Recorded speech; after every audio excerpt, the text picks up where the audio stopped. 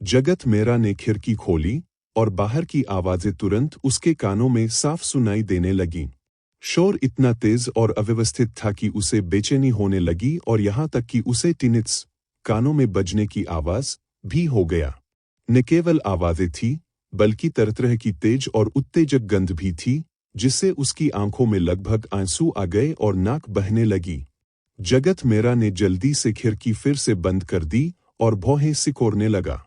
क्या उसकी सुनने और सूंघने की क्षमता में इतना सुधार कुछ ज्यादा ही तो नहीं हो गया था? अगर वे सभी इतने संवेदनशील होते तो क्या शहर में रहना उनके लिए यातना नहीं होती? सौभाग्य से उनकी चिंताएं ज्यादा देर तक नहीं रहीं। कुछ समय तक जबरदस्ती अनुकूलन करने के बाद जगत मेरा ने पाया कि उनकी अत्यधिक संवेदनशील श्रवण और गंध की क्षमता का प्रभाव जल्दी ही कम हो गया।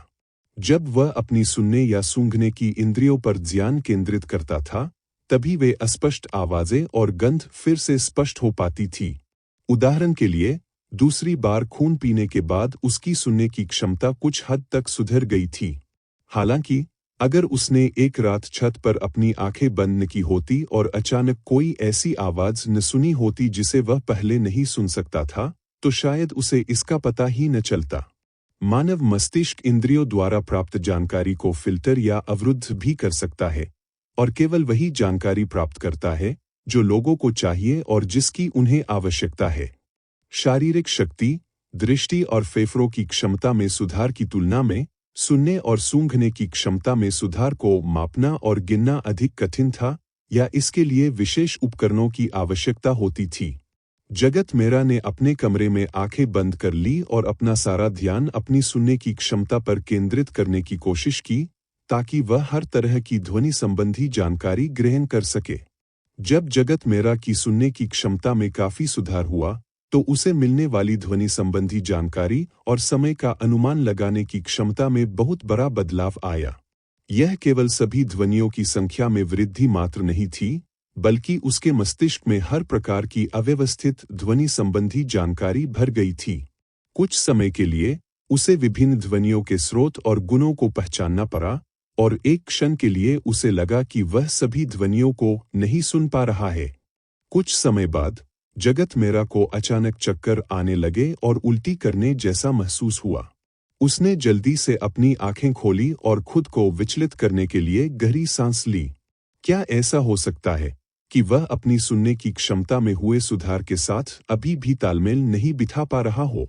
लेकिन अभी अभी महसूस हुई अनुभूति के बारे में सोचते हुए उसे तुरंत एहसास हुआ कि यह उसकी सुनने की क्षमता के कारण नहीं, बल्कि इसलिए हो सकता है क्योंकि उसका मस्तिष्क अत्यधिक ध्वनि जानकारी को संभाल नहीं पा रहा था। मानव मस्तिष्क हमेशा काम से जी चुराने के बारे में सोचता रहता था। बेशक, इस तरह की जी चुराना वास्तव में आत्मरक्षा का एक साधन था। उनकी इंद्रियां लगातार जानकारी एकत्र कर रही थी, लेकिन यह जानकारी हमेशा उनकी जरूरतों के अनुसार चुनी जाती थी। अक्सर हम जो देखते, सुनते, सूंघते और महसूस करते हैं, वह हमारी सोच से कहीं अधिक होता है। यह बिल्कुल उन तस्वीरों की तरह था जिनमें दृश्य कमियों को दिखाया गया था। पहली नज़र में लोग अक्सर कुछ अजीब बिंदुओं पर ध्यान नहीं देते थे, लेकिन संकेतों को देखने के बाद उन्हें एहसास हुआ कि वे हमेशा से उन अजीब बिंदुओं को देखते आ रहे थे, लेकिन उनके दिमाग ने उन्हें अनदेखा कर दिया था। हालांकि जगत मेरा की इंद्रियां विकसित हो चुकी थी और वह पहले से कहीं अधिक जानकारी ग्रहण कर सकता था, फिर भी इस जानकारी को संसाधित करने की उसके मस्तिष्क की क्षमता में पर्याप्त विकास नहीं हुआ था। आखिरकार, अपने पिछले प्रशिक्षण के दौरान उसने एक ही समय में इतनी अधिक ध्वनि जानकारी ग्रहण नहीं की थी। कुछ देर आराम करने के बाद जगत मेरा ने अपना तरीका बदला और एक ही ध्वनि पर ध्यान केंद्रित किया। बाहर से आ रही कारों की आवाज, चीख पुकार और संगीत के बीच जगत मेरा ने ध्यान से अपने सबसे करीब की आवाज को चुना। टप टप टप। क्या बाथरूम में नल से पानी टपकने की आवाज आ रही थी? नहीं, वह उसके घर का नल नहीं था, बल्कि बगल वाले घर का नल था। पानी के पाइप में खट की आवाज गूंज रही थी। यह ऊपर किसी के फ्लश बटन दबाने और गंदे पानी के नीचे बहने की आवाज थी। क्या गोली चलने की स्पष्ट आवाज सुनाई दी? क्या ऊपर वाला युवक बंदूक का खेल खेल रहा था, या घर पर फिल्म देख रहा था। उसे धुंधली सी आवाज में किसी के बोलने की आवाज सुनाई दी।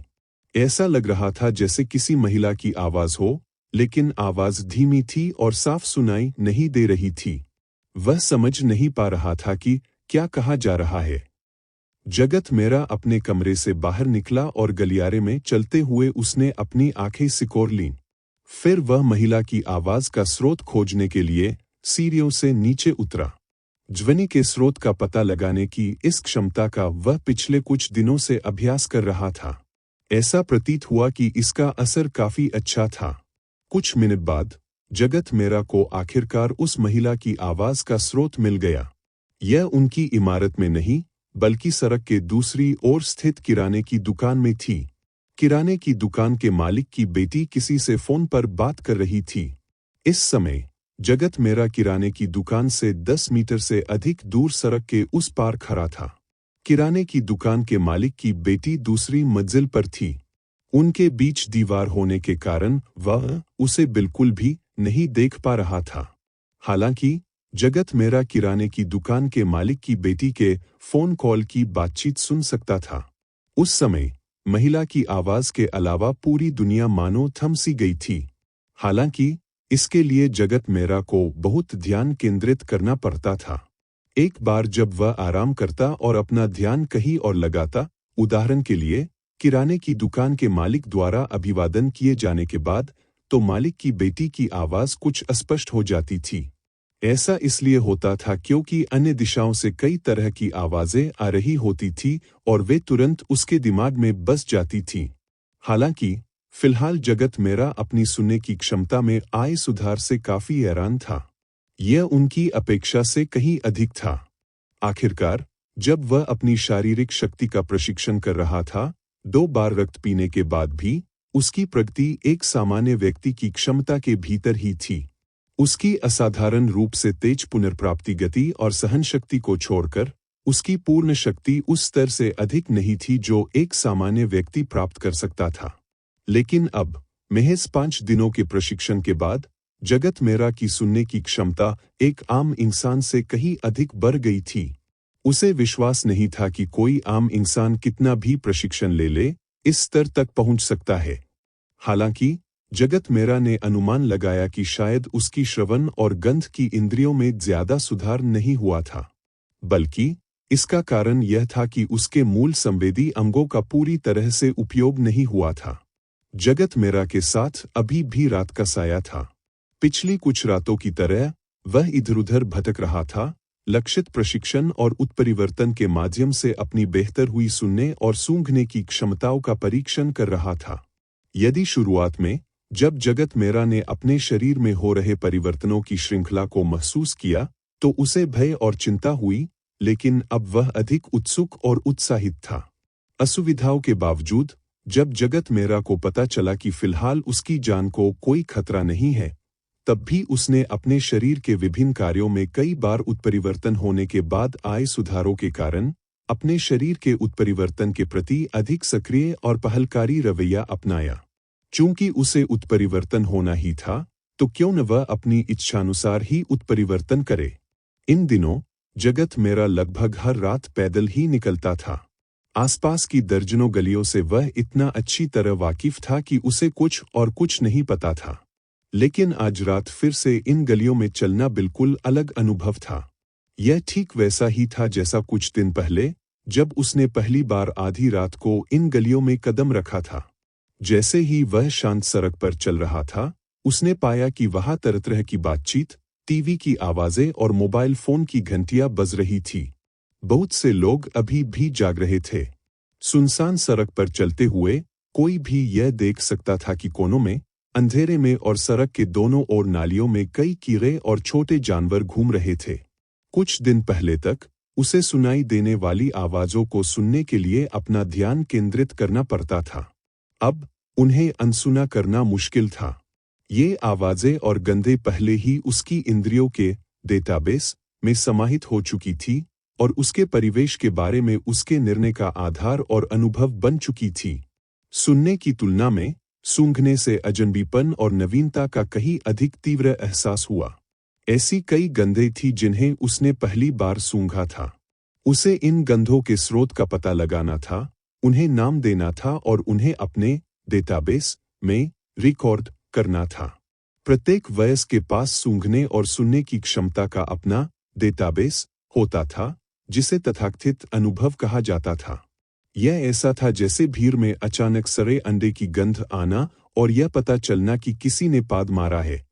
ऊपर से कदमों की आहट सुनकर यह भी पता लगाया जा सकता था कि व्यक्ति ने ऊंची एड़ी के जूते पहने हैं, चप्पल पहनी है या नंगे पैर रहे। जहां तक जगत मेरा की बात है, उसकी विभिन्न इंद्रियों में काफी सुधार होने के बाद उसे अपने डेटाबेस को अपडेट करने की आवश्यकता थी। उसके बाद ही उसकी इंद्रियों को बेहतर बनाने की प्रक्रिया वास्तव में प्रभावी होगी। जगत मेरा अचानक रुक गया और पूर्वी गली के कोने की ओर देखने लगा। रात के 11:47 बज रहे थे। इस समय कुछ सड़कें अभी भी बहुत चहल पहल वाली थी, जबकि अन्य लगभग सुनसान थी। जिस इलाके में वह अब था, वह अपेक्षाकृत शांत इलाका था।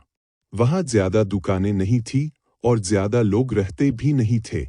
वहाँ कई पुराने मकान भी थे जिन्हें गिराया जाने वाला था, इसलिए रात 10 बजे के बाद वहाँ बहुत कम पैदल यात्री दिखाई देते थे। उसे कभी कभार ही कोई डिलीवरी स्कूटर इत्मीनान से गुजरता हुआ दिखाई देता था। जगत मेरा ने मूल रूप से वही जाने की योजना बनाई थी। जगह जितनी शांत और अंधेरी होगी, उसकी इंद्रियां उतनी ही संवेदनशील होगी। शहर के विभिन्न प्रकार के शोर और गंधों को दूर करने से उसे लक्षित प्रशिक्षण करने में आसानी होगी। लेकिन अब वह हिचकिचाया क्योंकि उसे एक गंध महसूस हुई। यह खून की गंध थी और बहुत संभव था कि यह मानव रक्त की गंध थी। कुछ दिन पहले नीचे एक युवा जोड़े पर हुए हमले की घटना और उसकी सूंघने की तीव्र क्षमता के कारण ही वह मानव रक्त, खरगोश के रक्त और मुर्गी के रक्त वाले क्षेत्रों के बीच अंतर कर पाता था। लेकिन अब दूर से जगत मेरा को पूरी तरह से यकीन नहीं था कि खून की गंध इंसानी खून की ही है। अगर वह इंसानी खून था तो शायद वहां कोई दुर्घटना हुई हो। फिलहाल जगत मेरा किसी भी तरह की और मुसीबत में नहीं पड़ना चाहता था। पिछली घटना उसके घर के ठीक नीचे, उसकी नाक के नीचे घटी थी। इसके अलावा पीड़ित उसका परिचित था, इसलिए वह चुपचाप खड़ा नहीं रह सकता था और कुछ नहीं कर सकता था। पर अब अगर उस दिशा में कोई परेशानी होती तो उसे बस दिशा बदलनी होती। चूंकि उसे पता नहीं था कि वहां क्या हुआ था, इसलिए उसे किसी को मरने के लिए छोड़ने का दोषी तो नहीं माना जा सकता ना। इसके अलावा हो सकता है कि वहां कोई घायल या खून बह रहा हो। शायद उसने गंध को गलत समझा हो और वह इंसानी खून हो, या शायद कोई खेल रहा था और अनुवाद क्या वह खेल रहा था। यह सोचते हुए जगत मेरा विपरीत दिशा में 2 कदम बढ़ा, लेकिन 2 सेकंड बाद उसने भरी और संदिग्ध मानव रक्त की दिशा में दौड़ पड़ा। वह जानता था कि अपने स्वभाव के कारण अगर वह आज वहां जाकर जांच नहीं करता तो वहां जो कुछ भी हुआ उसका रहस्य हमेशा उसके दिमाग में उलझा रहेगा। वह शायद महीनों या सालों तक इससे छुटकारा नहीं पा सकेगा। ऐसा इसलिए नहीं था कि उसे किसी को बचाने का मौका चूक जाने का अपराधबोध था, बल्कि इसलिए था क्योंकि वह उत्सुक था। खून की गंध जिस जगह से आ रही थी, वह जगत मेरा से 30 मीटर से भी कम दूरी पर थी। वह तेजी से कोने की ओर भागा और उसने सड़क पर निर्माण सामग्री के ढेर में एक आकृति को लेटे हुए देखा। क्या यह सचमुच एक इंसान है? जगत मेरा को मानव रक्त की गंध को पहचानने में अपनी सटीकता पर संतुष्ट होने का समय नहीं मिला। उसने आसपास की स्थिति पर ध्यान देते हुए अपना फोन निकाला और 110 डायल किया। वह धीरे जमीन पर पड़े व्यक्ति के पास पहुंचा। हालांकि जगत मेरा की संवेदी क्षमताओं को देखते हुए यह अनुमान लगाया जा सकता था कि हत्यारा अब आसपास नहीं था। कुछ ही देर बाद पुलिस मौके पर पहुंची, उसके बाद एम्बुलेंस भी आ गई। जगत मेरा घटनास्थल पर अपराध को देखने और उसकी सूचना देने वाला पहला व्यक्ति था, इसलिए स्वाभाविक रूप से पुलिस ने उसे पूछताछ के लिए हिरासत में ले लिया। घटनास्थल पर अभी अभी पहुंची पुलिस ने बस उसकी पहचान की पुष्टि की। फिर घटनास्थल का पता लगाने और अपराध की सूचना देने की प्रक्रिया समझाने के लिए उन्होंने उसे कुछ देर इंतजार करने को कहा। कुछ देर बाद एक आपराधिक पुलिस अधिकारी आया। जगत मेहरा ने देखा तो पाया कि वह उसका परिचित था। यह वही चमन उपनाम वाला पुलिस अधिकारी था जिसने नीचे वाले कमरे में उस युवा जोड़े का मामला संभाला था और अपना बयान दिया था। अधिकारी चमन ने जाहिर तौर पर जगत मेहरा को पहचान लिया था। वह उसे पहचाने बिना रह ही नहीं सकता था। आखिर उसके लक्षण तो बहुत स्पष्ट थे। क्या आप पीड़ित को जानते हैं? हत्यारा कैसे फरार हो गया? अधिकारी चमन के जगत मेहरा के कौशल के आकलन के अनुसार भले ही दूसरे पक्ष के पास हथियार होता, जगत मेहरा को लड़ने में सक्षम होना चाहिए था। जगत मेहरा ने तुरंत कहा, मैं पीड़ित को नहीं जानता। मैं बस संयोग से यहाँ से गुजर रहा था और कुछ शोर सुना, इसलिए देखने आया। अधिकारी चमन ने पूछा, इतनी रात हो गई है, आप कहाँ जा रहे हैं? जगत मेहरा ने कहा, ओह, मैं भट्टाचार्य स्ट्रीट पर बारबेक्यू खाने जा रहा हूँ। क्या आप अभी भी कंकरबाग स्ट्रीट पर रहते हैं? आप पैदल चलकर यहाँ तक आए हैं? यह कुछ ज्यादा ही दूर है। अधिकारी चमन हैरान रह गए। वैसे भी मुझे रात में कुछ करने को नहीं है और मुझे कोई जल्दी भी नहीं है। मैं बस व्यायाम के लिए टहल रहा हूँ, जगत मेहरा ने कहा। अधिकारी चमन ने सिर हिलाया और फिर से उस पूरी प्रक्रिया के बारे में पूछा जिसमें उसने शोर सुना और फिर पीड़ित को पाया। लेकिन इस बार प्रश्न पिछले पुलिस अधिकारी के प्रश्नों की तुलना में कहीं अधिक विस्तृत थे। दरअसल जगत मेहरा को कोई हलचल सुनाई नहीं दी। जब उसे खून की गंध आई, तब तक हत्यारा वहां से जा चुका होना चाहिए था, वरना उसकी सुनने की क्षमता के कारण उसके लिए कुछ भी न सुनना नामुमकिन था। लेकिन अगर उसने खुद न बताया होता, तो यह समझाना सचमुच नामुमकिन था कि वह यहाँ क्यों आया था। यह जगह वाकई थोड़ी सुनसान थी। उसके यहाँ आने का कोई कारण नहीं था। क्या वह पेशाब करने आया था? इस बार अधिकारी चमन ने जगत मेहरा को बयान लेने के लिए थाने नहीं ले गए। पूछताछ के बाद उन्होंने उसे अपना फोन नंबर दिया और फिर कहा, हो सकता है कि मुझे बाद में जांच में आपकी सहायता की आवश्यकता पड़े। मैं आपको फोन करूंगा। अगर आपको कुछ याद आए तो आप भी मुझे फोन करके बता सकते हैं। जगत मेहरा ने जवाब दिया और जाने के लिए तैयार हो गया। जब उसने अधिकारी चमन के सवाल का जवाब दिया, तो उसने देखा कि उसके बगल में खड़ा पुलिसकर्मी सड़क के उस पार स्थित एटीएम पर जांच करने गया था। अपनी तेज सुनने की क्षमता के कारण उसने पुलिसकर्मियों के बीच की बातचीत भी सुन ली।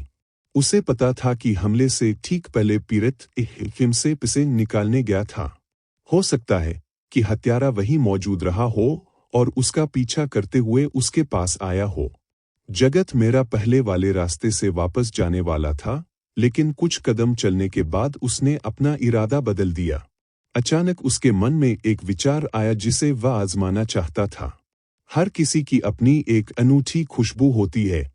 जगत मेहरा को अब यह बात और भी स्पष्ट रूप से महसूस हो रही थी क्योंकि उसकी सूंघने की क्षमता में काफी सुधार हो चुका था। हालांकि वह कुछ ही घंटे पहले जागा था, इसलिए उसे गंधों की ज्यादा समझ नहीं थी। अपराध स्थल पर उसने सोचा था कि क्या वह अपराधी की गंध का पता लगाकर उसका पीछा कर सकता है।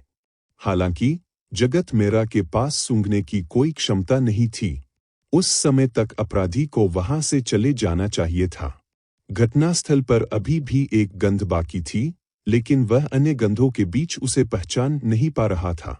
या यूं कहें कि इतनी सारी गंधें थी कि निश्चित रूप से कुछ कहना मुश्किल था। पुलिस के पहुंचने के बाद घटनास्थल पर और भी लोग मौजूद थे। स्वाभाविक रूप से उनका पता लगाना और भी मुश्किल हो गया था। हालांकि जगत मेहरा ने अपनी तीव्र श्रवण शक्ति का उपयोग करते हुए पुलिस की बातचीत को छुपकर सुना। उसे पता था कि हत्या का हथियार अभी तक नहीं मिला है। हत्या के हथियार पर पीड़ित का खून लगा होना चाहिए था। घटनास्थल पर ब्लेड से खून पोंछने के लिए इस्तेमाल की गई कोई वस्तु नहीं मिली, इसलिए हत्या के हथियार पर अभी भी कुछ खून लगा होना चाहिए था जिसे समय रहते साफ नहीं किया गया था। या फिर खून पोंछने के लिए इस्तेमाल किया गया कागज या कपड़ा अभी भी अपराधी के शरीर पर मौजूद था। जगत मेहरा के मन में एक विचार आया। वह यह देखना चाहता था कि क्या वह खून की गंध का पीछा करके अपराधी या हत्या के हथियार का पता लगा सकता है। जिस दिशा में पीड़ित के खून की गंध सबसे तेज थी, वह स्वाभाविक रूप से पूर्व अपराध स्थल था।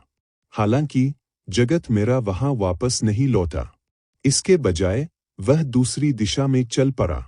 उनके फैसले के अनुसार जब उन्होंने पीड़ित को देखा तो अपराधी को वहां से गए 3 मिनट से अधिक समय नहीं हुआ था।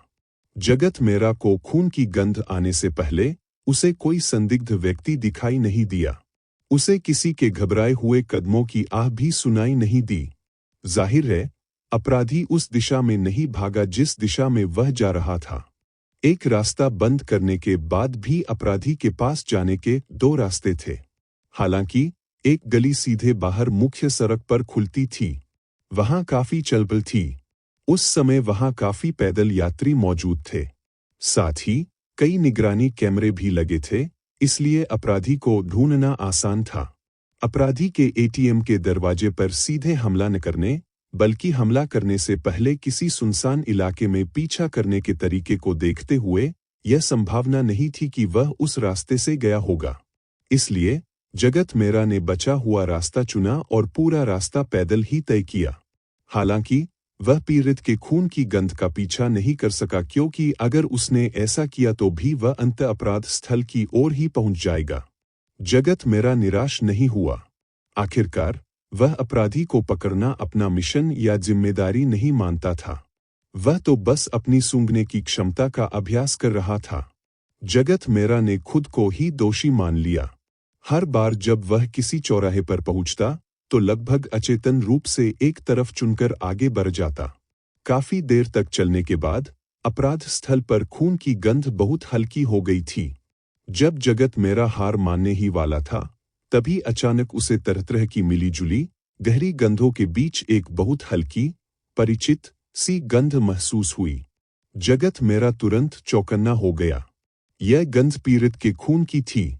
हालांकि यह इतनी हल्की थी कि लगभग गायब हो गई थी, लेकिन इसकी उत्पत्ति की दिशा अपराध स्थल की दिशा से अलग थी। दूसरे शब्दों में, उसने अपना लक्ष्य ढूंढ लिया था। गंध का पीछा करते हुए जगत मेरा 10 मिनट से अधिक समय तक इधर-उधर घूमता रहा और अंततः यह निर्धारित कर लिया कि खून की गंध का स्रोत एक खुले कूड़ेदान में था। कूड़ेदान स्पष्ट रूप से आसपास के निवासियों द्वारा अपना रोजमर्रा का कचरा फेंकने के लिए था। कुछ कूड़े के थैले फटे हुए थे और सूप और खाने के अवशेष हर जगह बिखरे हुए थे। जैसे ही वह पास पहुंचा, तरह तरह की तीखी गंधें उसे घेरने लगीं। खासकर अब जब जगत मेरा की सूंघने की शक्ति बढ़ गई थी, तो यह और भी कष्टदायक हो गया था। उसे अपना ध्यान लगातार पीड़ित के खून की गंध पर केंद्रित रखना पड़ता था। मक्खियों से भरे कूड़ेदान को देखकर जगत मेरा हिचकिचाने लगा। उसे संदिग्ध का पता लगाने की कोई बाध्यता नहीं थी, तो वह कूड़ेदान में क्यों छानबीन करे। लेकिन कुछ देर हिचकिचाने के बाद भी वह यह देखना चाहता था कि जिस लक्ष्य का वह पीछा कर रहा था, वह सही था या नहीं। क्या वह पीड़ित के खून से सना हुआ कुछ था? क्या वह हत्या का हथियार हो सकता था? जगत मेरा ने आह भरी और कूड़ेदान पर बैठी मक्खियों को भगाने के लिए आगे बढ़ा। फिर उसने खोजना शुरू किया। जगत मेरा को पीड़ित के खून से सनी कोई चीज ढूंढने में ज्यादा समय नहीं लगा। यह हत्या का हथियार नहीं था, बल्कि खून से सने सूती दस्तानों की एक जोड़ी थी। जगत मेरा ने इसे सीधे अपने हाथों से नहीं उठाया। इसके बजाय उसने थैले का एक टुकड़ा किनारे से खींचा और दस्तानों को दबाया। उसने उसे अपनी नाक के पास ले जाकर सूंघा। तरह की गंधों के मिश्रण से उसे 3 बार छींक आई। हालांकि फिर भी वह उस दुर्गंध में से किसी इंसान की गंध का हल्का सा एहसास करने में कामयाब रहा।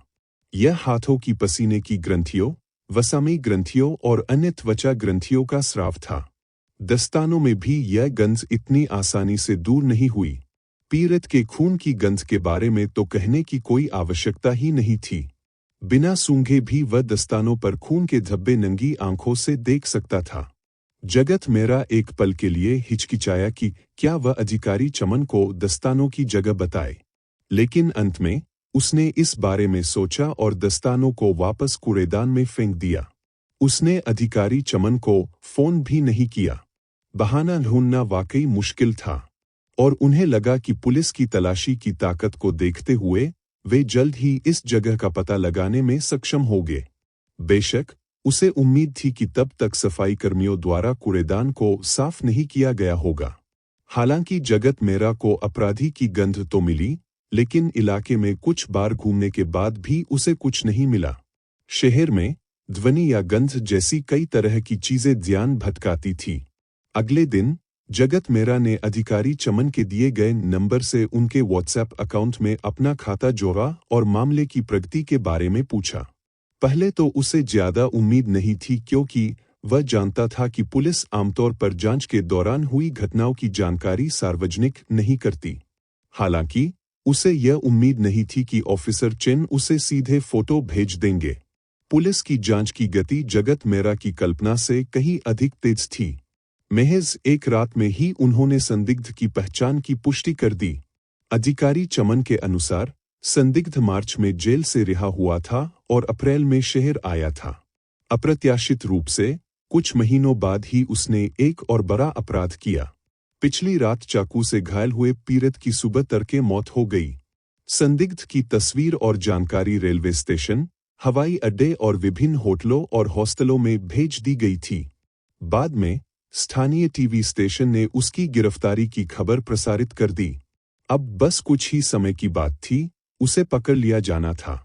अधिकारी चमन ने जगत मेरा को यह भी बताया कि अगर वह संदिग्ध को देखे तो उसे जल्दबाजी नहीं करनी चाहिए। उसे पुलिस को फोन करना चाहिए या सीधे उनसे संपर्क करना चाहिए। जगत मेरा के नजरिए से देखे तो संदिग्ध का जेल जाना लगभग तय था। आज के जमाने में हर जगह कैमरे लगे हैं, हर जगह असली नाम की पहचान जरूरी है और पहचान पत्र भी प्रवेश के लिए आवश्यक है। इसके अलावा उसने हत्या भी की थी। अब तो पुलिस बल उसका पीछा करेगा। ऐसी स्थिति में जगत मेरा ने गंध के आधार पर संदिग्ध का पीछा करने के बारे में नहीं सोचा।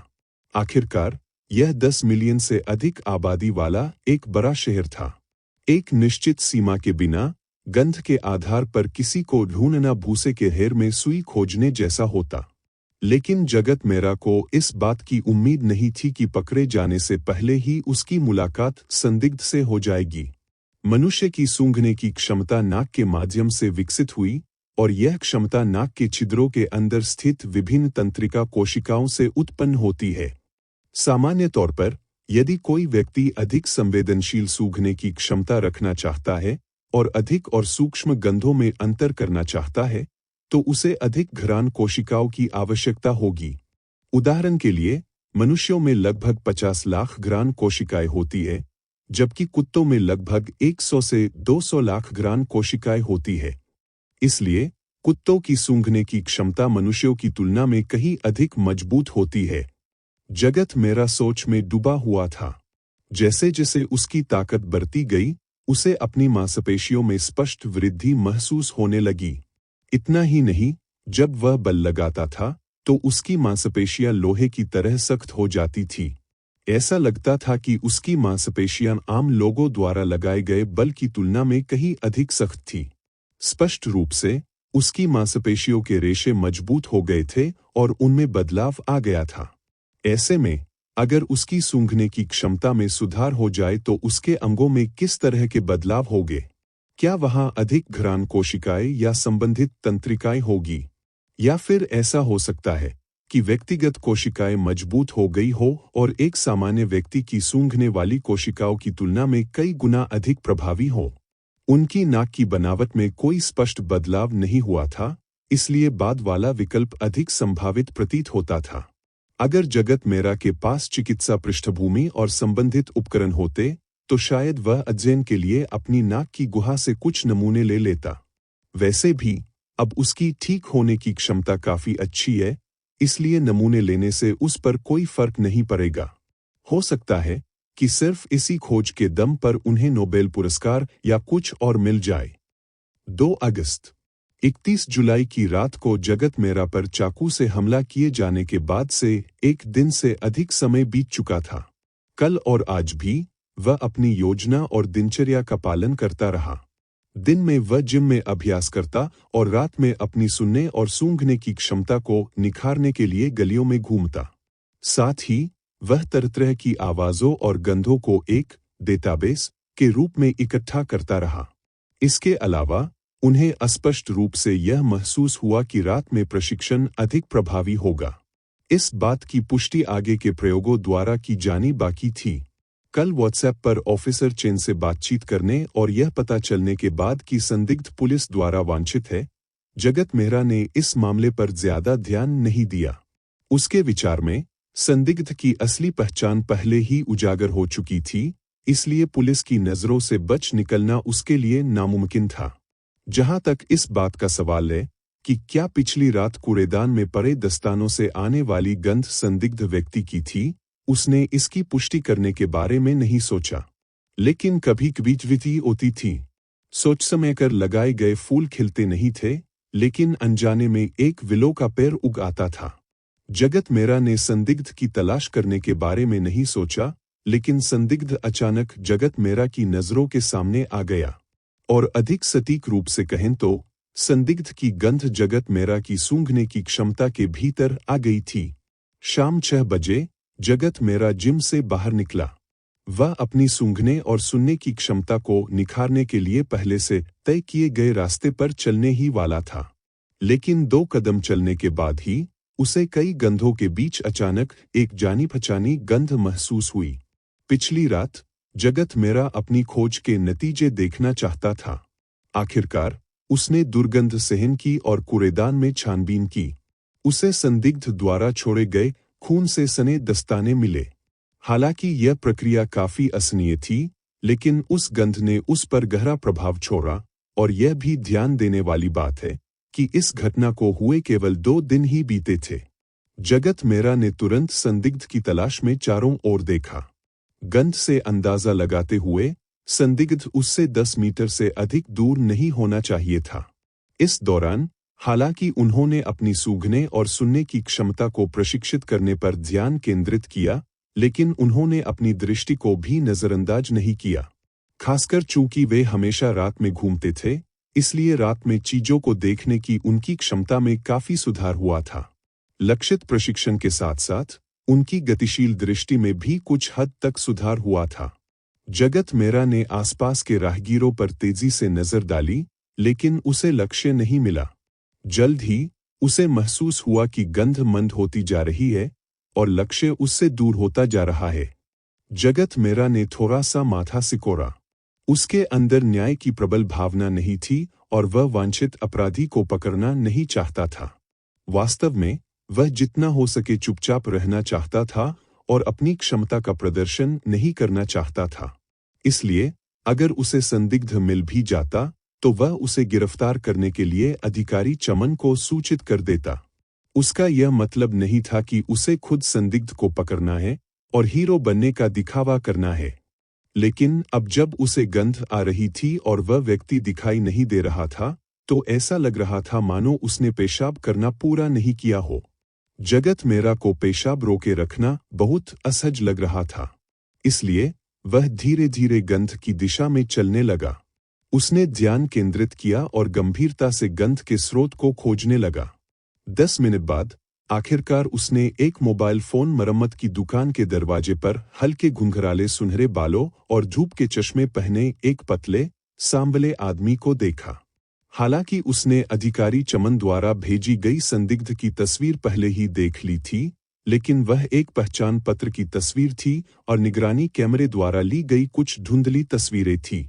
लेकिन सच कहें तो असली व्यक्ति और तस्वीर में काफी अंतर था। खासकर उसके सुनहरे बालों में तस्वीर में दिख रहे व्यक्ति के काले बाल थे और उसके बाल छोटे छोटे कटे हुए थे।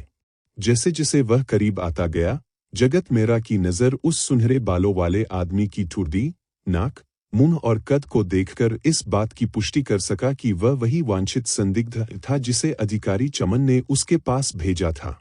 जैसे ही जगत मेहरा ने अपना मोबाइल फोन निकाला और व्हाट्सएप पर ऑफिसर चेन को बताया कि उसे वांछित अपराधी मिल गया है, तभी उसके पीछे से एक चीख सुनाई दी, जिससे वह चौंक गया। मिस्टर मेहरा!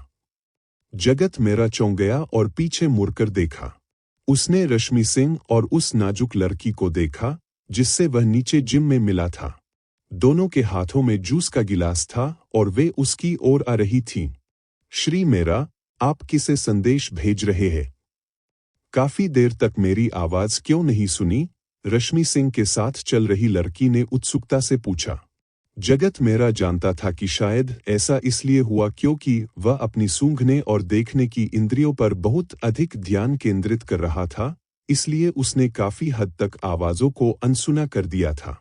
यही कारण था कि उसने उन्हें पुकारते हुए नहीं सुना। हालांकि जगत मेरा अभी भी थोड़ा असमंजस में था। अगर यह बात रश्मि सिंह ने कही होती तो ठीक था, लेकिन रश्मि सिंह के बगल में बैठी लड़की का क्या मामला है? मैं आपको अच्छी तरह से नहीं जानता, ना। आप मुझसे इस लहजे में क्यों बात कर रहे हैं? लेकिन उनके पास जवाब देने का समय नहीं था। उनकी पहली प्रतिक्रिया गोरे बालों वाले संदिग्ध की ओर पीछे मुड़कर देखने की थी। उसे नहीं पता था कि लड़की की आवाज बहुत तेज थी और उसने उसका ध्यान आकर्षित किया या किसी और कारण से, लेकिन उस गोरी लड़की ने उसकी तरफ देखा। दोनों ने अचानक एक दूसरे की ओर देखा। हालांकि उनकी नजरें सिर्फ एक पल के लिए, कुछ सेकंड के 10वें हिस्से के लिए ही मिली, लेकिन जगत मेरा ने जल्दी से और स्वाभाविक रूप से नजरें हटा ली, मानो वह सड़क के दूसरी ओर के दृश्य को देख रहा हो। लेकिन उस गोरे लड़के को शायद कुछ एहसास हो गया था, इसलिए उसने अचानक अपनी चाल तेज कर दी और वहां से चला गया। धत तेरे की, जगत मेरा ने धीमी आवाज में गाली दी। वह पीछे मुड़ा और रश्मि सिंह से बोला, मैं तुमसे बाद में संपर्क करूंगा। फिर वह तेजी से उस गोरे लड़के के पीछे चल पड़ा। उस समय सड़क पर बहुत सारे पैदल यात्री थे। कुछ लोग काम से लौटे थे और कुछ रात का खाना खाने जा रहे थे। भीड़ बहुत घनी थी। गोरा लड़का स्पष्ट रूप से भागने में माहिर था। वह भीड़ के बीच से रास्ता बनाते हुए निकला और जल्द ही जगत मेरा की नजरों से ओझल हो गया। यह पता नहीं चल पाया कि वह पास की किसी दुकान या गली में कूद गया था या नहीं। अभी जगत मेरा को डर था कि कहीं वह गोरा लड़का उसे देख न ले, इसलिए अपने लक्ष्य की पुष्टि करने के बाद वह उसके बहुत करीब नहीं गया। उसने दूरी बनाए रखी ताकि वह तुरंत उसे पकड़ सके। अगर कोई आम इंसान होता तो शायद उसे पूरी तरह से खोजबीन करनी पड़ती या फिर उस गोरे लड़के के भागने के रास्ते का अंदाजा लगाना पड़ता। लेकिन जगत मेरा ने उस गोरे लड़के की गंध पहचान ली थी, इसलिए उसे खोने की चिंता नहीं थी। उसके पास इतना समय भी था कि वह अपना फोन निकालकर ऑफिसर चेन को अपनी लोकेशन भेज सके। लेकिन ऑफिसर चेन चुप नहीं बैठ सके और उन्होंने सीधे उसे फोन कर दिया। अधिकारी चमन ने फोन किया। कॉल कनेक्ट होते ही उन्होंने कई सवाल पूछे। सबसे पहले वह यह पुष्टि करना चाहते थे कि जगत मेरा ने जिस व्यक्ति को देखा था वह वांछित संदिग्ध था या नहीं। जगत मेरा गंध के आधार पर अंदाजा नहीं लगा सका, इसलिए वह पूरी तरह आश्वस्त नहीं था। वह केवल इतना कर सकता था कि उसे लगभग यकीन था। और सबसे महत्वपूर्ण बात यह थी कि वह व्यक्ति उसे देखकर सचमुच भाग गया। जगत मेरा के संदिग्ध का पीछा करने की बात सुनकर अधिकारी चमन फिर से चिंतित हो गए। उन्होंने जगत मेरा को जल्दबाजी न करने की चेतावनी दी और कहा कि उनके लोग जल्द ही यहां पहुंच जाएंगे। उन्होंने जगत मेरा को खुद संदिग्ध को गिरफ्तार न करने की भी सलाह दी। संदिग्ध बेहद खतरनाक था और उसके पास नियंत्रित चाकू हो सकता था। वह बहुत जोखिम भरा था। चिंता मत करो, मैं हीरो बनने की कोशिश नहीं करूंगा। मैं उसकी स्थिति पर नजर रखूंगा और तुम्हारे आने का इंतजार करूंगा। आप मेरी स्थिति जानते ही है, ना? मैंने इसे आपके साथ व्हाट्सएप पर साझा किया है। जगत मेरा फोन पर ऑफिसर चेन से बात कर रहा था और शांति से सड़क पर चलते हुए पीले बालों वाले आदमी की गंध का पीछा कर रहा था। दरअसल जब पीले बालों वाला आदमी इस तरह दौड़ता और जोरदार व्यायाम करता था तो उसके शरीर से आने वाली गंध और भी तेज हो जाती थी, जिससे जगत मेरा के लिए उसका पीछा करना आसान हो जाता था। इसलिए जगत मेरा ज्यादा चिंतित नहीं था। इस तरह की शहरी दौड़ में ज्यादातर समय जीत सीधी रेखा में नहीं मिलती। इसका मतलब यह नहीं था कि अगर दूसरा पक्ष 100 मीटर पहले दौड़ता है तो आपको भी 100 मीटर दौड़कर उसे पकड़ना होगा। हो सकता है कि जब दूसरे पक्ष को लगा कि उसने आपको चकमा दे दिया है, तो आपने सीधे लक्ष्य की स्थिति पर ध्यान केंद्रित किया और वहां तक पहुंचने के लिए 20 मीटर का शॉर्टकट लिया। जगत मेरा अचानक रुक गया और अपने सामने की संकरी गली को देखने लगा। यह 2 इमारतों के बीच बना एक संकरा रास्ता था।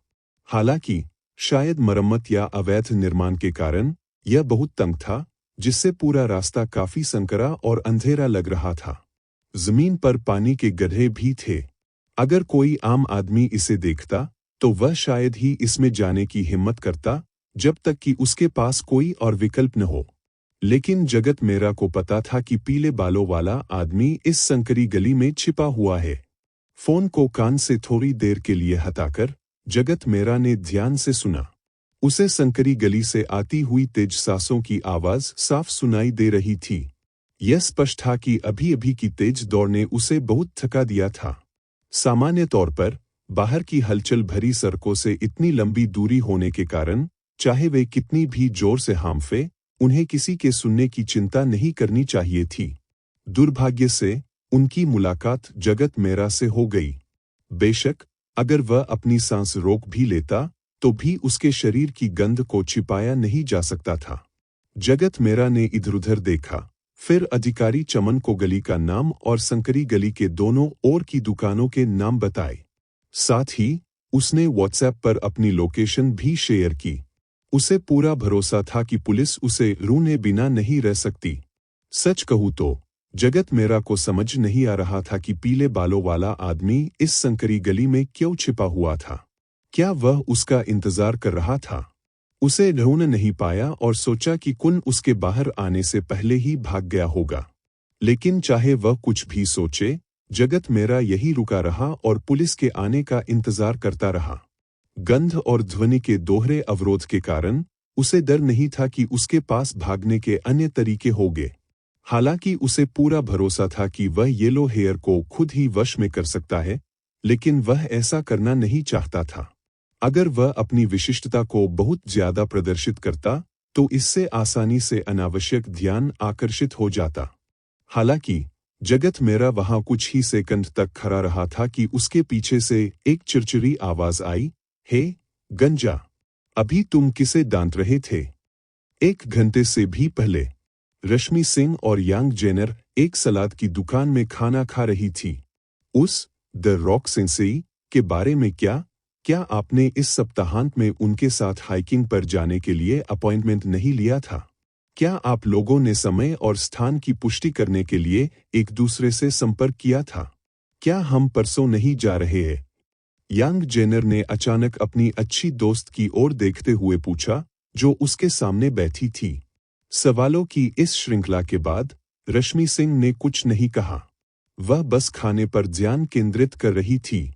कविता बंसल, जो कई सालों से उसकी सबसे अच्छी दोस्त थी, स्वाभाविक रूप से जानती थी कि उसका क्या मतलब है।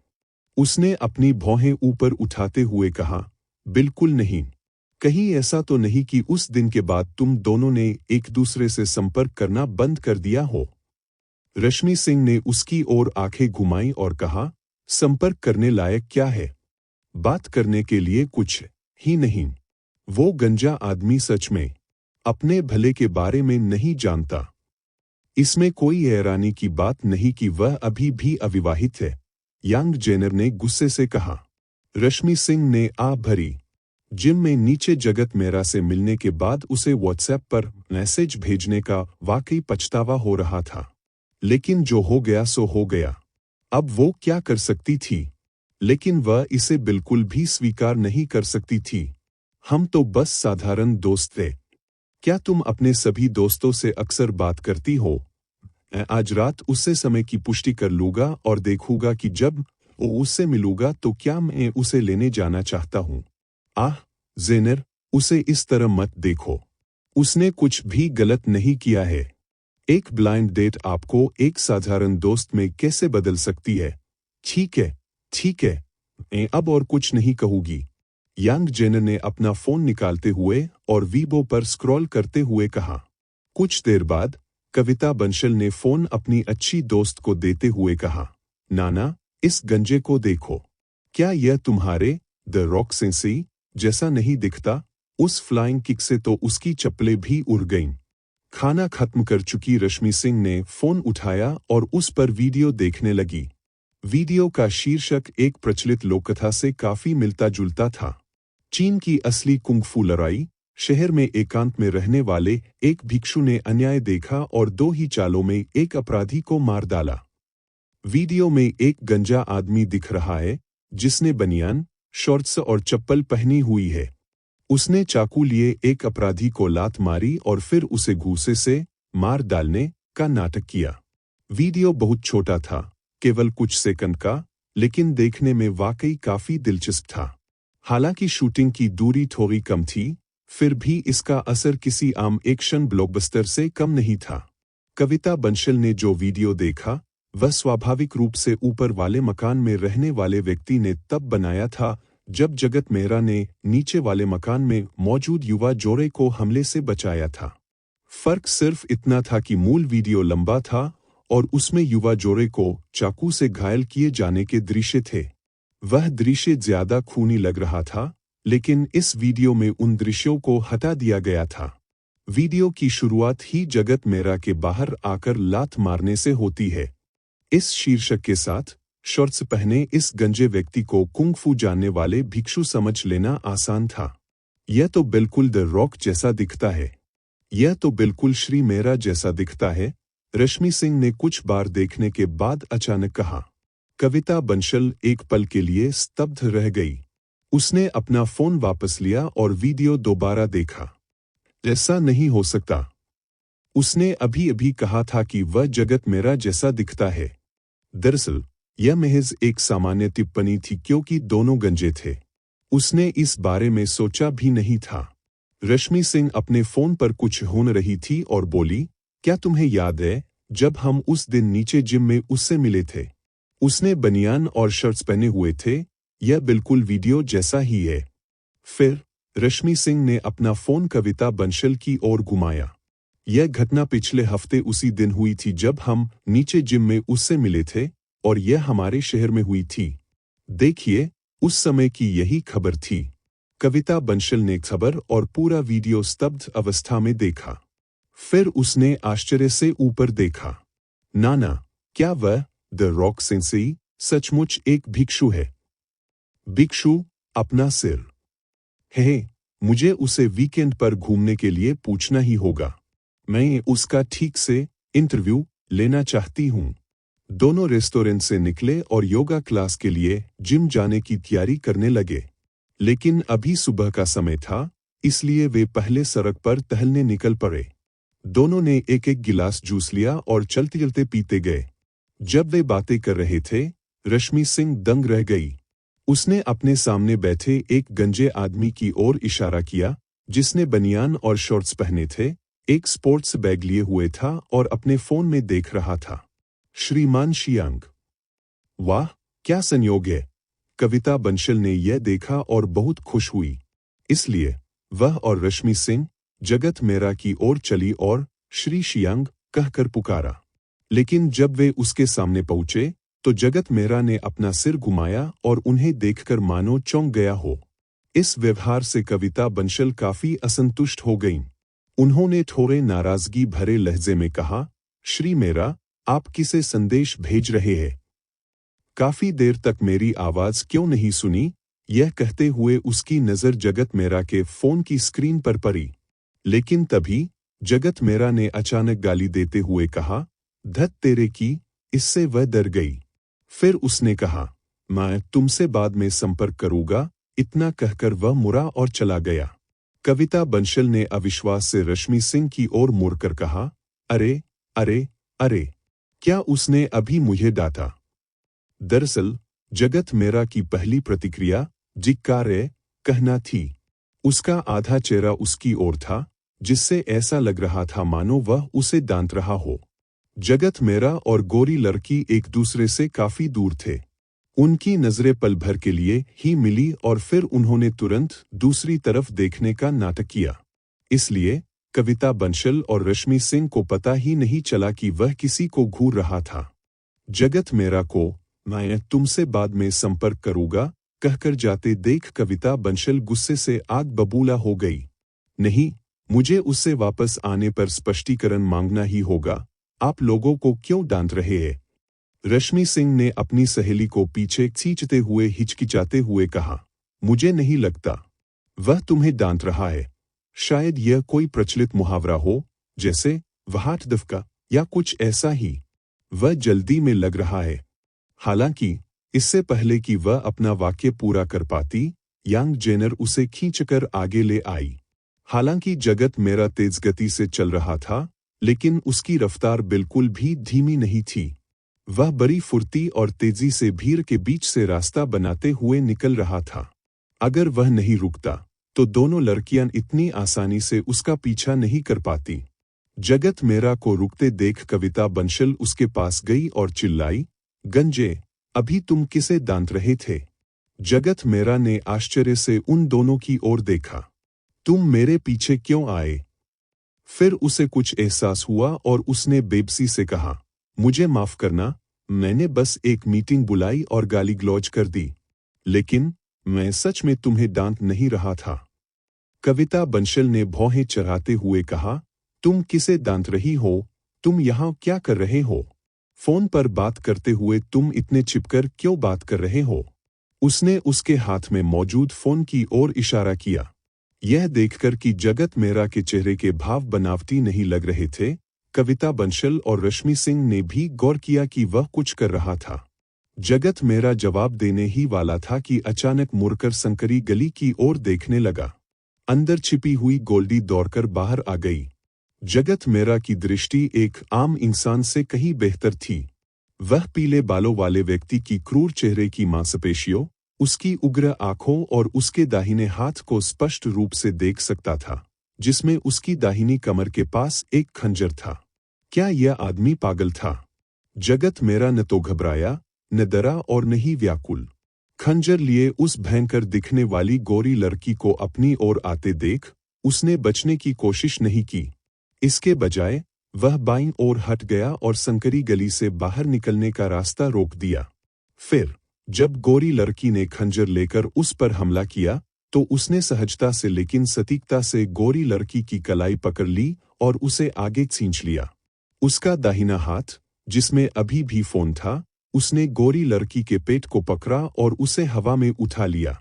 परिणामस्वरूप जगत मेरा ने उस गोरे लड़के को हवा में उठा लिया। फिर वह पीठ के बल जमीन पर गिरा। उसके सिर के पिछले हिस्से पर भी जोरदार चोट लगी। वह थोड़ा अचंभित था और उसकी मुड़ी हुई बाह के कारण उसके हाथ में पकड़ी हुई कतार जमीन पर गिर गई। गोरे लड़के को सिर हिलाकर उठने के लिए मुड़ते देख जगत मेरा ने स्वाभाविक रूप से उसे ऐसा करने नहीं दिया। वह उसके पास गया और उसकी कमर पर घुटना रचकर उसे वापस जमीन पर धकेल दिया। फिर उसने अपने बाएं हाथ से उसकी दोनों भुजाओं को पीछे की ओर खींचकर अपने घुटने से दबा दिया। हालांकि गोरे लड़के ने संघर्ष किया, लेकिन जगत मेरा की ताकत ने उसे दबा दिया। पूरी प्रक्रिया बहुत सरल लग रही थी। जगत मेरा ने उससे निपटने के लिए केवल अपने बाएं हाथ का इस्तेमाल किया। उसका दाहिना हाथ अभी भी फोन पकड़े हुए था। फका, मुझे जाने दो। बाहर में जाओ। मैं तुम्हें मार दूंगा। मैं तुम्हारे पूरे परिवार को मार डालूंगा। बाहर में जाओ कमीने। सुनहरे बालों वाले लड़के ने गुस्से में बड़बड़ाया। इस पर जगत मेरा ने अपने बाएं हाथ से उसके बाल पकड़े और उसका चेहरा जमीन पर जोर से दबा दिया। इस तरह वह अपना मुंह बिल्कुल नहीं खोल सका। उसे मुंह खोलने की जरूरत भी नहीं थी। खरोंच के कारण उसकी नाक और होठों से खून बह रहा था। आमतौर पर किसी व्यक्ति के चेहरे को एक हाथ से जमीन पर दबाना बहुत मुश्किल होता था, क्योंकि दबा हुआ व्यक्ति अपना सिर घुमाने के लिए संघर्ष करता था। एक बार उसका सिर हुक जाता, तो उसे एक हाथ से दबाना बहुत कठिन हो जाता था। हालांकि गोरी लड़की के मामले में जगत मेरा की ताकत बेमिसाल थी। उसने एक हाथ से ही आसानी से उसे हरा दिया। दूसरे हाथ में फोन पकड़े हुए उसने थोड़ा नीचे खिसक रहे अपने चश्मे को ऊपर किया। उसने अचंभित खड़ी रश्मि सिंह और कविता बंसल की ओर देखा। डरो मत, यह एक वांछित अपराधी है। मैंने पुलिस को फोन कर दिया है। पुलिस जल्द ही यहां पहुंच जाएगी। उस गोरे लड़के को काबू में करने के बाद किसी कारणवश जगत मेहरा को अचानक उस गोरे लड़के का सिर कुचलने या अपने घुटने से उसकी रीढ़ की हड्डी तोड़ने की तीव्र इच्छा हुई। हालांकि जगत मेहरा को पूरा यकीन था कि गोरी लड़की की डांट फटकार का उस पर कोई असर नहीं पड़ा था, और नहीं वह इसलिए नाराज था क्योंकि गोरी लड़की ने उस पर खंजर से हमला किया था। यह आवेग बहुत अचानक और अस्पष्ट था। इसे शब्दों में बयान करना मुश्किल था। यह कुछ ऐसा था जैसे किसी खेल में कोई नया उच्च स्तरीय कौशल सीखने के लिए बहुत सारा पैसा खर्च करना और फिर उसे आजमाने के लिए किसी राक्षस को ढूंढना, या किसी गीत या नृत्य का अभ्यास करने में बहुत समय और ऊर्जा खर्च करना और फिर दूसरों के सामने प्रदर्शन करने के लिए मंच ढूंढना। अपनी ताकत से उस गोरे लड़के को पूरी तरह से काबू में करने और उसे बांधे रखने के बाद जगत मेहरा को अचानक अपनी पूरी ताकत का इस्तेमाल करने की तीव्र इच्छा हुई। हालांकि यह आवेग बहुत प्रबल नहीं था। जगत मेहरा इसे नियंत्रित कर सकता था। इसलिए उसने अपना ध्यान भटकाने के लिए रश्मि सिंह और उसकी सहेलियों की ओर देखा। जब वह गोरी लड़की अभी अभी बाहर भागी तो रश्मि सिंह और यांग जेनर ने उसे देखा तक नहीं, उसके हाथ में मौजूद खंजर की तो बात ही छोड़िए। तो जगत मेहरा ने अचानक अपने बगल वाले व्यक्ति को पकड़ा और उसे हवा में उछाल दिया, जिससे उसका सिर जमीन पर जोर से टकराया। फिर वह आगे बढ़ा और उसे जमीन पर जोर से दबा दिया। इससे वे दोनों बहुत डर गए। इस समय वे अनजाने में एक दूसरे के करीब आ गए और 2 कदम पीछे हट गए। हालांकि जब जगत मेहरा ने उस गोरे लड़के को रोका और समझाने के लिए अपना सिर उठाया और उन्होंने वह खंजर भी देखा जो उस गोरे लड़के ने जमीन पर गिरा दिया था, तब उन्हें समझ में आया कि क्या हुआ था। जगत मेहरा के फोन से ऑफिसर चेन की आवाज आई। श्री शियांग, क्या चल रहा है? वहां क्या हुआ? क्या आपने कोई कदम उठाया? क्या आपने संदिग्ध व्यक्ति से हाथापाई की? हालांकि जगत मेहरा और गोरी लड़की के बीच की लड़ाई छोटी थी, लेकिन बहुत शोरगुल वाली थी। इसके अलावा यह सब एक भीड़-भाड़ वाली सड़क पर हुआ। पहले तो राहगीर इतने डर गए कि उन्होंने जानबूझकर उनके चारों ओर घेरा बना लिया। देखते ही देखते वहां भीड़ जमा हो गई। कुछ लोगों ने तो अपने फोन निकालकर वीडियो बनाना भी शुरू कर दिया। सौभाग्यवश 2 मिनट से भी कम समय में पुलिस मौके पर पहुंच गई। अधिकारी चमन के आदेश पर कई पुलिसकर्मी मौके पर पहुंचे। उन्होंने उस गोरे लड़के को हिरासत में लिया और उसकी पहचान की पुष्टि की। फिर उन्होंने उसे हथकड़ी पहनाई और थाने ले गए। जगत मेहरा भी उनके पीछे पीछे गया। पुलिस की गाड़ी में बैठने से पहले जगत मेहरा ने रश्मि सिंह और यांग जेनर को अपने फोन की ओर इशारा करते हुए कहा कि वे बाद में उससे संपर्क करें। गोरी लड़की और जगत मेहरा को लेकर जा रही पुलिस की गाड़ी को जाते हुए और भी पुलिस की गाड़ियां आते देख कविता बंसल ने अपने दोस्त से फुसफुसाते हुए कहा, नाना, तुमने कहा था कि उसकी नौकरी चली गई। क्या अब वो पुलिस अधिकारी है? यह कैसे संभव है? पुलिस अधिकारी बनना इतना आसान नहीं है। उन्होंने पुलिस अकादमी से स्नातक की उपाधि प्राप्त नहीं की है, रश्मि सिंह ने भौहें चढ़ाते हुए कहा। हालांकि अभी अभी उन्होंने जगत मेहरा को जिस तरह से देखा, उससे तो वह सचमुच एक सादे कपड़ों वाले जासूस की तरह लग रहा था जो किसी मामले को सुलझा रहा हो, और ऐसा लग रहा था कि उन दोनों ने मिलकर संदिग्ध की गिरफ्तारी को लगभग बर्बाद कर दिया था। क्या ऐसा हो सकता है कि भाई बिन और बहन हान से कोई गलती हो गई हो? क्या जगत मेहरा का असली पेशा पुलिस अधिकारी का था और वह पहले सिर्फ एक गुप्त प्रोग्रामर था? अनजाने में ही रश्मि सिंह सोचने लगी। पुलिस के साथ थाने लौटने पर पीले बालों वाले उस व्यक्ति को ले जाया गया। औपचारिकताओं के पूरा होने के बाद रात भर पूछताछ जारी रहेगी। पुलिस को पहले ही कुछ सबूत मिल चुके थे और वे मूल रूप से यह साबित कर सकते थे कि वह 7.31 लूट-हत्या मामले का हत्यारा था। भले ही वह अपना जुर्म कबूल न करे, सबूतों का कोई महत्व नहीं था। जगत मेहरा को अधिकारी चमन ने एक खाली सम्मेलन कक्ष में बुलाया। दरवाजा बंद होते ही अधिकारी चमन खुद को बुदबुदाने से रोक नहीं पाए। तुम्हारे साथ क्या गलत है? क्या मैंने तुम्हें जल्दबाजी में कोई कदम न उठाने के लिए नहीं कहा था? संदिग्ध के पास प्रतिबंधित चाकू हो सकता है, और यह बहुत खतरनाक है। आपने यह कदम क्यों उठाया? सिर्फ इसलिए कि आप लड़ सकते हैं? क्या आप खाली हाथ लड़ना चाहते हैं? जगत मेरा भी बेबस महसूस कर रहा था। वह भी कोई हरकत नहीं करना चाहता था। वह चुपचाप रहना चाहता था। लेकिन वह गोरा लड़का जरूर पागल हो गया होगा। अगर वह चाकू लेकर उस पर हमला कर दे, तो वह भला कैसे बच पाएगा? रश्मि सिंह और उसके दोस्त अभी भी आसपास ही थे। हालांकि वह यह भी जानता था कि अधिकारी चमन की मंशा अच्छी थी और वह अपनी सुरक्षा के बारे में भी सोच रहा था। कहावत है, आपका कुंग-फू कितना भी अच्छा क्यों न हो, आप रसोई के चाकू से तो डरते ही है। ऐसी कई खबरें आई थी जिनमें पेशेवर मुक्केबाजों को चाकू से लैस सड़क के गुंडों द्वारा मारे जाने या अपंग किए जाने की खबरें थी। वह आदमी एक संकरे रास्ते में छिपा हुआ था। मैं पहले बाहर पहरा दे रहा था, आपके लोगों के आने का इंतजार कर रहा था। किसे पता था कि वह अचानक आपा खो देगा और चाकू लेकर बाहर आ जाएगा। मेरे पास कार्रवाई करने के अलावा कोई चारा नहीं था। जगत मेरा की बात सुनने के बाद अधिकारी चमन ने कुछ देर सोचा और उसे बैठने के लिए एक कुर्सी की ओर इशारा किया। फिर उन्होंने उसे एक सिगरेट दी। जगत मेरा ने कहा कि वह सिगरेट नहीं पीता, इसलिए उसने खुद एक सिगरेट जलाई और बैठ गया। सिगरेट पीते हुए ऑफिसर चेन को देखकर जगत मेरा के मन में कुछ संदेह उत्पन्न हुआ। ये किस तरह का हाव भाव है?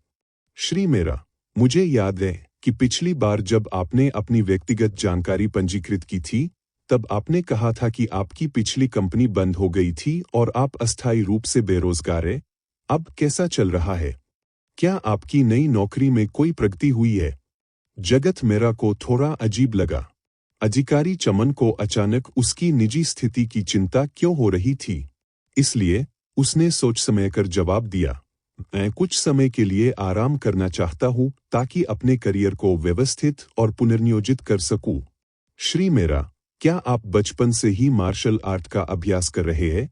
अधिकारी चमन ने फिर पूछा। ओह, मैं यह तो नहीं कह सकता कि मैं मार्शल आर्ट का अभ्यास करता हूं। बस मुझे कुंग-फू में थोड़ी दिलचस्पी है। मैं बिना किसी पूर्व जानकारी के अकेले ही अभ्यास करता रहता हूं और फिर अपनी ताकत बढ़ाने के लिए जिम जाता हूं। मैंने कभी किसी के साथ व्यवस्थित रूप से अभ्यास नहीं किया है। दरअसल जगत मेरा को अतीत में कुंग-फू या लड़ाई में कोई दिलचस्पी नहीं थी। उसने कभी कुंग-फू का अभ्यास नहीं किया था। ज्यादा से ज्यादा उसने कुछ एक्शन फिल्में देखी थी। हालांकि वह जानता था कि अधिकारी चमन को उसकी क्षमताओं पर संदेह होगा, इसलिए उसे एक बहाना बनाकर स्पष्टीकरण देना पड़ा। इसके बाद अधिकारी चमन मार्वल सुपरहीरो और वूशिया उपन्यासों के बारे में कुछ देर तक बड़बड़ाते रहे। जगत मेरा उनकी बातें सुनकर और भी भ्रमित हो गया। उसने सीधे पूछा, अधिकारी चमन, आप इस समय बहुत व्यस्त होंगे, ना? संदिग्ध को अभी-अभी गिरफ्तार किया गया है। क्या आपको उससे खुद पूछताछ करने की जरूरत नहीं है? अधिकारी चमन ने सिगरेट को ऐशत्रे में बुझाया और कहा, वहां इतनी जल्दी नहीं होगी। अभी तो शुरू भी नहीं हुआ है। क्या आपको पता है कि यह लड़का असल में पकड़े जाने से बचने में काफी माहिर है? घटना घटने के बाद हमने एटीएम के पास लगे सीसीटीवी फुटेज की जांच की और पाया कि चाहे एटीएम के अंदर हो या बाहर, उसके बगल में लगे सुरक्षा कैमरों में हो या दुकान के बाहर लगे कैमरों में, किसी में भी संदिग्ध की तस्वीर नहीं आई। उसने जिस जगह पर हमला करने का फैसला किया, वहां संयोगवश कोई निगरानी कैमरा नहीं था और उसने रास्ते में लगे अन्य निगरानी कैमरों से भी बचते हुए आगे बढ़ा। अपराध के बाद उसने भागने के लिए जो रास्ता चुना, वह निगरानी कैमरों से भी बच गया। निगरानी कैमरों में से केवल कुछ ही कैमरों ने उसके शरीर के एक कोने को कैद किया, लेकिन हम उसकी सटीक स्थिति और पहचान का पता नहीं लगा सके। क्या तुमने अगले दिन उसकी पहचान की पुष्टि नहीं की? जगत मेरा ने उत्सुकता से पूछा। उसे नहीं लगता था कि संदिग्ध व्यक्ति कोई होशियार इंसान था। पहले तो उसे लगा कि यह बदले की भावना से किया गया काम है, लेकिन बाद में उसने पुलिस को यह कहते सुना कि यह एक डकैती थी। यह किस युग की बात है? क्या तब भी समझदार लोग सड़क पर लोगों को चाकू से लूटते या मार डालते थे? आज भी कितने लोग अपने साथ बड़ी मात्रा में नकदी लेकर घूमते हैं? बताया गया कि जिस पीड़ित की चाकू से वार किए जाने के बाद मौत हुई, उसने एटीएम से केवल 1000 युआन नकद निकाले थे। ये कल होने वाले शादी के भोज के लिए लाल लिफाफे थे।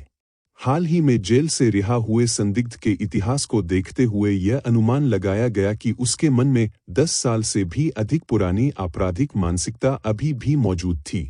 तथाकथित पता न लगने देने की क्षमता आधुनिक आपराधिक जांच पद्धतियों के सामने बेकार साबित हुई।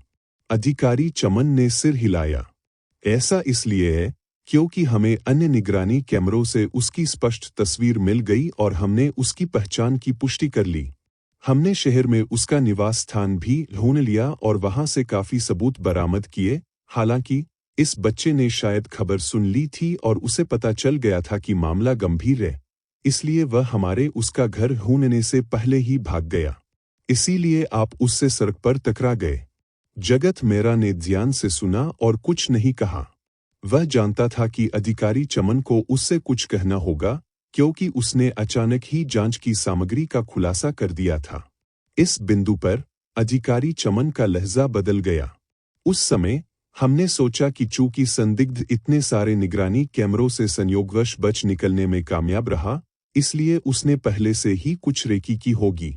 इसलिए हमने अपराध से कुछ दिन पहले एटीएम से और साथ ही उस क्षेत्र के विभिन्न चौराहों से निगरानी फुटेज निकाली। जगत मेरा को जब कुछ एहसास हुआ तो उसका दिल एक पल के लिए धड़कना बंद हो गया। अधिकारी चमन ने पूछा, श्री मेरा, उस दिन आपका उस मामले से सामना होना कोई संयोग नहीं था? ना, इस दौरान आप रात में स्वेच्छा से गश्त लगा रहे थे। जगत मेरा को आखिरकार समझ आ गया कि ऑफिसर चेन उससे सुपरहीरो और मार्शल आर्ट उपन्यासों के बारे में क्यों बात कर रहा था। दरअसल वह इस दौरान हर रात सड़कों पर गश्त कर रहा था और निगरानी कैमरों में कैद हो गया था। जब वह सुरागों की जांच कर रहा था, तब पुलिस ने उसे पकड़ लिया। हर रात सोना नहीं, बल्कि लगातार कई दिनों तक पूरी रात गश्त करना, ऐसी स्थिति निश्चित रूप से सामान्य नहीं थी। अधिकारी चमन को लगा कि जगत मेरा शायद स्वैच्छिक पुलिस अधिकारी बनना चाहता था, क्योंकि उसने उस दिन अपने घर के सामने एक हत्या को रोका था। वह जानबूझकर हर रात सड़कों पर गश्त करता था और नेक इंसान बनना चाहता था। जगत मेरा को बहुत बुरा लगा। उस रात चाकू से घायल व्यक्ति का मिलना वाकई एक संयोग था, और यह एक संयोग था कि वह इसका सामना नहीं करना चाहता था। हालांकि वह इसे इस तरह से समझा नहीं सकता था। अधिकारी चमन की समझ सबसे अच्छी थी, अन्यथा यह समझाना मुश्किल हो जाता कि वह लगातार कई रातों तक देर रात तक सड़कों पर गश्त क्यों कर रहा था। इसलिए अधिकारी चमन ने 10 मिनट से अधिक समय तक उसे डांटा और बार बार याद दिलाया कि हीरो बनने की कोशिश करने के बजाय पुलिस को फोन करे। तभी उन्होंने उसे थाने से जाने दिया। उस दिन जगत मेरा ने संदिग्ध को पकड़ लिया था और उसे पुलिस स्टेशन से 20,000 युआन का इनाम मिलने वाला था। हालांकि पैसा मिलने में कुछ समय लगेगा, इसलिए यह उसके लिए एक सुखद आश्चर्य था। शुरू में कुछ पत्रकार उनसे साक्षात्कार लेना चाहते थे, लेकिन जगत मेरा ने स्वाभाविक रूप से उन्हें मना कर दिया। उन्होंने यह भी उम्मीद जताई कि अधिकारी चमन मीडिया के सामने अपना नाम और पहचान उजागर नहीं करेंगे। यदि संभव हो तो संदिग्ध को गिरफ्तार करते हुए उनके वीडियो को इंटरनेट पर प्रसारित होने से रोकना सबसे अच्छा होगा। इस संदर्भ में अधिकारी चमन जगत मेरा की काफी प्रशंसा करते थे। उन्हें लगता था कि जगत मेरा वास्तव में अपराध से लड़ना चाहता है, न कि अपनी प्रतिष्ठा के लिए। स्टेशन के प्रवेश द्वार पर खड़े होकर जगत मेरा को थोड़ा डर लग रहा था। अगर वह अधिकारी चमन को इसलिए नहीं जानता था क्योंकि उसने नीचे हत्या का मामला रोका था, और अगर उसने खुद हत्या के घटनास्थल का पता नहीं लगाया था, जिससे पुलिस को पहले से ही उसके बारे में गलत धारणा बन गई थी, तो जब पुलिस ने कुछ दिन पहले के निगरानी वीडियो की जांच की और देखा कि वह एक गंजा आदमी है जो रात में सोता नहीं है और हर दिन सड़कों पर गश्त करता है, तो वे निश्चित रूप से उसे एक संदिग्ध के रूप में जांचेंगे। अगर उन्हें पता चलता कि जगत मेरा न केवल हर रात पूरी रात सड़कों पर गश्त करता है, बल्कि दिन में पूरा दिन जिम में भी बिताता है, तो उन्हें निश्चित रूप से यह अजीब लगेगा। फिर अगर उन्होंने उसके कमरे की तलाशी ली और उसके कंप्यूटर पर कुछ रिकॉर्ड मिले, या फिर सड़क के कूड़ेदान में फेंका गया खरगोश का शव मिला, तो और भी कई सवाल उठेंगे। उसे नहीं पता था कि उसके बाद क्या होगा। भले ही अपराध का आरोप उस पर न लगे, लेकिन उसके शरीर में हुए बदलाव का खुलासा जरूर हो जाएगा। लगता है मैंने पहले पर्याप्त सावधानी नहीं बरती, जगत मेरा ने मन ही मन बुदबुदाया। सौभाग्यवश जिस घर को उन्होंने खरीदा था, उसके किराएदार ने उन्हें पुष्टि दे दी थी कि उन्हें एक घर मिल गया है और वे रहने के लिए तैयार रहे। लगभग 6 तारीख तक घर खाली हो जाएगा। समय आने पर वह वहां चला जाएगा। हालांकि आसपास की रहने की सुविधाएं बहुत अच्छी थी, लेकिन जनसंख्या घनत्व यहाँ जितना अधिक नहीं था और निगरानी कैमरे भी उतने अधिक नहीं थे। घर लौटने के बाद जगत मेहरा ने रश्मि सिंह के व्हाट्सएप संदेश का जवाब दिया और संक्षेप में बताया कि उस दिन क्या हुआ था। रश्मि सिंह ने यह भी बताया कि कविता बंसल ने उसे गलत समझा था और उससे बहस करने के लिए दौड़कर उसके पास आ गई थी। उसने जगत मेहरा से यह भी पुष्टि की कि इंटरनेट पर वायरल हो रहे रिक्लूसिव मोंक ट्रू कुंग फू वीडियो में दिख रहा गंजा आदमी वही है या नहीं। अंत में 12 बज चुके थे। तांग पाओ और पाओ ने बात करना बंद कर दिया और एक दूसरे को शुभ रात्रि कहा। अंत में उसने जगत मेहरा को बताया कि साथ में हाइकिंग पर जाने का पहले से तय समय रविवार को सुबह 7 बजे था। बातचीत करते करते वे अनजाने में लगभग 2 घंटे तक बातें करते रहे। शुरू में वे दोनों एक दूसरे से कुछ हद तक अपरिचित थे और उन्हें अजीब दोस्त भी कहा जा सकता था। अप्रत्याशित रूप से इस घटना के कारण वे अचानक अधिक सामंजस्यपूर्ण और सामान्य हो गए।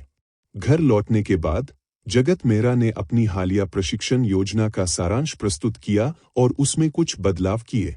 फिलहाल वह रात में गश्त के लिए बाहर नहीं जाता था। उसकी सुनने और सूंघने की क्षमता को निखारने के अभी भी कई तरीके थे। इसके अलावा खून पीने के बाद उसकी सुनने और सूंघने की क्षमता में काफी सुधार हो गया था। दिन के समय भले ही ये क्षमताएं दबी रहती थी, फिर भी ये बहुत मजबूत थी। वेस्ट शहर के शोर और गंध से उसे कोई परेशानी नहीं होती थी। ठीक आज की तरह उन्होंने शहर के बीचों बीच स्थित इलाके में भेस बदले हुए संदिग्ध को उसकी गंध के आधार पर पकड़ लिया था।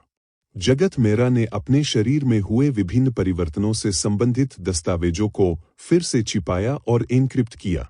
दरअसल उसने पहले से ही कुछ हद तक छिपाव कर रखा था। आम लोगों के लिए उसका कंप्यूटर खोलने पर उन दस्तावेजों को ढूंढना आसान नहीं था। वे त्वरित पहुंच बार और ब्राउजिंग इतिहास में दिखाई नहीं देते थे। साथ ही ब्राउज़र बंद करने पर इंटरनेट पर सर्फिंग करने के उसके सभी निशान अपने आप मिट जाएंगे। हालांकि कंप्यूटर विशेषज्ञों के सामने यह छलावा लगभग बेकार साबित हुआ, क्योंकि वे पहले से ही समस्या का पता लगाना चाहते थे। उनके लिए उन दस्तावेजों को ढूंढना बहुत आसान था। आज की घटना के बाद, खासकर जब उसकी सड़क गश्त का पता चला, तो जगत मेहरा को लगा कि उसे और अधिक सतर्क रहना होगा। वह अपने शरीर में हुए परिवर्तनों को दर्ज करने वाली फाइलों को पैक करना, छुपाना और एन्क्रिप्ट करना जारी रखता था। यह किसी एप्लीकेशन फोल्डर के अंतर्गत एक DLL फाइल की तरह दिखती थी और इसे खोलने के लिए पासवर्ड की आवश्यकता होती थी। हालांकि पासवर्ड केवल 6 अंकों का था, लेकिन अगर इसे 2 बार गलत दर्ज किया जाता तो यह जगत मेहरा द्वारा लिखे गए स्क्रिप्ट को निष्पादित कर देता और फाइलों की सामग्री को विकृत कोड से फिर से लिख दिया जाता। जगत मेहरा इस बात को लेकर सोच रहा था कि अगर उसके उत्परिवर्तन का खुलासा हो गया तो क्या होगा। हालांकि बहुत सारी संभावनाएं थी और कोई ऐसा उदाहरण नहीं था जिसे संदर्भ के रूप में इस्तेमाल किया जा सके। इसलिए अंत में जगत मेहरा ने फैसला किया कि अन्य मामलों का पता लगाने से पहले उसे इसे छुपाने और छिपाने के लिए हर संभव प्रयास करना होगा ताकि कोई भी इसका पता न लगा सके। फिर जगत मेहरा ने एक चाकू निकाला और अपनी उंगली पर एक कट लगाया। इसके बाद उसने उल्टी गिनती शुरू कर दी। घाव मात्र कुछ मिलीमीटर लंबा था। खून बह जाने के बाद वह घाव के बाहर लटके हुए लाल फल जैसा दिख रहा था। खून पोंछने के बाद जगत मेहरा ने घाव का निरीक्षण किया। पहले की तरह ही उसने बीच बीच में उसकी तस्वीर खींची। पिछली बार खून पीने से पहले जगत मेहरा ने पाया कि उसकी ठीक होने की क्षमता आम लोगों से कहीं बेहतर थी। इसलिए लक्षित प्रशिक्षण के विचार से उसने पूरी रात खुद को चोट पहुंचाई। लेकिन बाद में उन्होंने अपनी सुनने और सूंघने की क्षमता पर ध्यान केंद्रित किया, इसलिए उन्होंने कोई लक्षित प्रशिक्षण आयोजित नहीं किया। जगत मेहरा को खून पीने के बाद नींद से जागने के बाद से अपनी ठीक होने की क्षमता में कोई बदलाव आया है या नहीं, यह जांचने का समय नहीं मिला था। 13 मिनट बाद जगत मेहरा की उंगली पर लगा घाव अब दिखाई नहीं दे रहा था। फिर जगत मेहरा ने अपने शरीर के कुछ अन्य हिस्सों पर वार किया। उसने अपनी दूसरी बाह और जांघ पर अलग अलग गहराई और लंबाई के कट लगाए। इसी तरह उसे ठीक होने में भी 13 मिनट का समय लगा। असल में दोनों कटों के बीच का अंतर 5 सेकंड से भी कम था। इस बात की पुष्टि की जा सकती है कि उसकी उपचार क्षमता में सुधार हुआ था। खून पीने से पहले किया गया आखिरी परीक्षण सूर्यास्त के लगभग 15 मिनट बाद तक स्थिर रहा। हालांकि जगत मेहरा को यकीन नहीं था कि उसका लक्षित आत्म-नुकसान प्रशिक्षण उसकी ठीक होने की क्षमता को बेहतर बनाने में मदद करेगा या नहीं। कुछ विचार विमर्श के बाद जगत मेहरा ने अगले कुछ दिनों के लिए लक्षित प्रशिक्षण योजना में आत्महानि प्रशिक्षण को शामिल करने का निर्णय लिया। आखिरकार वह रात में गश्त लगाने तो नहीं निकलेगा। वह घर पर ही प्रशिक्षण ले सकता है। इस बार वह अपनी पुनर्प्राप्ति क्षमता का और अधिक परीक्षण और प्रशिक्षण करने के लिए आत्महानि का एक अधिक कट्टरपंथी तरीका अपनाएगा। दिन के दौरान प्रशिक्षण योजना के बारे में वह थोड़ा संशय में था कि उसे युद्ध कौशल सीखना चाहिए या नहीं। अधिकारी चमन को लगता था कि वह बचपन से ही मार्शल आर्ट का अभ्यास कर रहा है और उसे मार्शल आर्ट या युद्ध कला का अच्छा ज्ञान है। हालांकि जगत मेहरा ने कभी मार्शल आर्ट का अभ्यास नहीं किया था और उसे युद्ध कला का कोई ज्ञान नहीं था। चाहे वह आखिरी बार हो जब उसने नीचे युवा दंपति पर हमला करने वाले हत्यारे को लातकूसे से काबू किया हो, या आज जब उसने सड़क पर पीले बालों वाले संदिग्ध को पकड़ लिया हो, जगत मेहरा ने मूल रूप से सहज या लापरवाही से प्रतिक्रिया दी। हालांकि दोनों तलवारें चला रहे थे, लेकिन जगत मेहरा को उनके सामने जरा भी खतरा महसूस नहीं हुआ। उसे जरा भी डर या घबराहट नहीं हुई। इसके अलावा अपनी तेज दृष्टि के कारण वह उनकी चालों का आसानी से अनुमान लगा सकता था। अपनी जबरदस्त ताकत के दम पर उसे किसी भी युद्ध कौशल की जरूरत नहीं थी। शक्ति, प्रतिक्रिया, गति आदि के मामले में वह पहले से ही मानव जाति के शिखर पर था। यदि उसकी विभिन्न इंद्रिय क्षमताओं को भी ध्यान में रखा जाए तो उसे सामान्य मनुष्यों से भी श्रेष्ठ माना जा सकता है। यदि वह अपने युद्ध कौशल को भी शामिल कर ले तो क्या वह अपने शरीर के कार्यों के लाभों को बेहतर रंग से प्रदर्शित कर पाएगा? कुछ सोचने के बाद उसने कल जिम के नीचे स्थित बॉक्सिंग जिम में जाकर देखने का फैसला किया। ऐसा प्रतीत हुआ कि वहां एक ऐसे उस्ताद है जिन्होंने एक बार प्रांतीय सांडा प्रतियोगिता में कोच के रूप में शीर्ष 3 स्थान हासिल किए थे।